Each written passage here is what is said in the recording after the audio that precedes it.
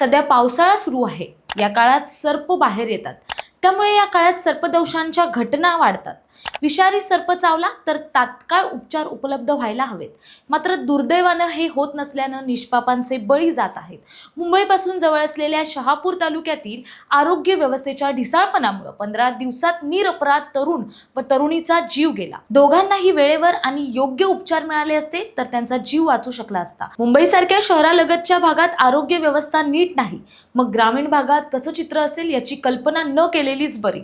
नमस्कार, मी प्राची शिरकर. आपण पाहत आहात प्रहार न्यूज लाईन. शहापूर तालुक्यातील पेंडरगोळ येथील 14 वर्षीय प्रेम लहानू सदगीरचा सर्पदंशाने बळी घेतल्यानं मन हेलावून गेलंय.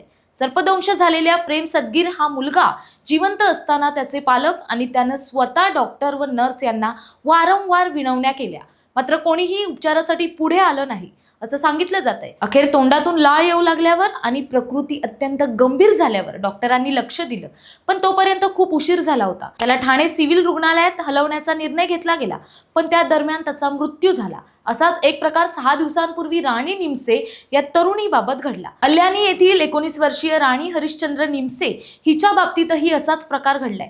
राणी झोपेत असताना रात्रीच्या सुमारास मण्यार जातीच्या सापानं तिला दंश केला. काहीतरी चावलं म्हणून ओरडून उठलेल्या तरुणीला घरच्या लोकांनी तात्काळ शहापूर उपजिल्हा रुग्णालयात आणलं. त्या दरम्यान डॉक्टरांनी प्राथमिक उपचार सुरू केले, मात्र इथे आयसीयूची आणि आवश्यक सुविधांची कमतरता असल्याने या तरुणीला ठाणे सिव्हिल रुग्णालयात हलवण्यास सांगण्यात आलं. मात्र वाटेतच तिचा दुर्दैवी मृत्यू झाला. राणी निमसे ही शहापूर इथल्या आर्माइट कॉलेजमध्ये इंजिनिअरिंगचं शिक्षण घेत होती.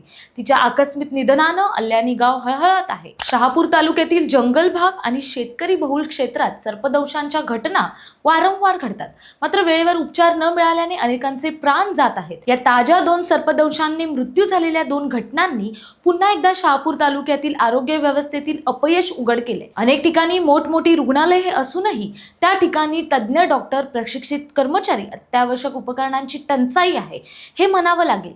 मागील 4 ते 5 महिन्यात पुणे जिल्ह्यातील राजगुरुनगर इथं 15 वर्षीय मुलीचा आणि छत्रपती संभाजीनगर जिल्ह्यातील सोयगाव इथं 6 वर्षीय बालकाला सर्पदंश झाला. उपचाराअभावी यांचा बळी गेला. तर सांगलीतील तासगाव तालुक्यातील सावळज येथे सर्पदंश झालेल्या नवविवाहित महिलेला वेळेत उपचार न मिळाल्याने तिचा मृत्यू झाल्याची घटना घडली. भारतात दरवर्षी 27 लाख लोकांना सर्पदंश होतो, त्यातील 50,000 लोकांचा मृत्यू होतो. यात तरुण, शेतमजूर, महिला व मुले असतात. सध्या पावसाळा सुरू आहे. या काळात विषारी घोणससह नाग, मण्यार व अन्य सापांच्या प्रजननाचा काळ सुरू असतो.